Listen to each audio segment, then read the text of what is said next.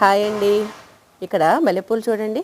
పందిరి మల్లి, కుంపటి మల్లి, వాటిల్లో రకరకాలు మళ్ళీ అంటే ఎక్కువ వరుసలు ఉన్నవి, తక్కువ వరుసలు ఉన్నవి, ఇవన్నీ కూడా నా టెర్రస్ గార్డెన్ మిత్రురాలు శాంతిజ్యోతి గారు ప్రతి ఏటా నాకు పంపించే కానుకండి. ఇలా ప్రతి సంవత్సరం ఆవిడ గార్డెన్లో పూసిన మల్లెపూలన్నీ నాకు పంపిస్తారనమాట. ఫస్ట్ టైం మేము వైజాగ్ వెళ్తుండగా పంపించారండి. నేను చక్కగా మేము ఉపయోగించుకోవడంతో పాటు అక్కడ రకరకాల గుళ్ళకి వెళ్ళినప్పుడు అక్కడ గుడుల్లో కూడా ఇచ్చానండి. ఇంక అక్కడి నుంచి ప్రతి ఏటా ఆవిడ నాకు పంపించడం, వాటిని చక్కగా దేవుడికి అలంకరించడానికి, ఇంట్లో మేము పెట్టుకోవడానికి అలా ఉపయోగిస్తూ ఉంటామండి. ఈ కుంపటి మల్లెలో కూడా చాలా రకాలు ఉన్నాయి ఈవిడ దగ్గర.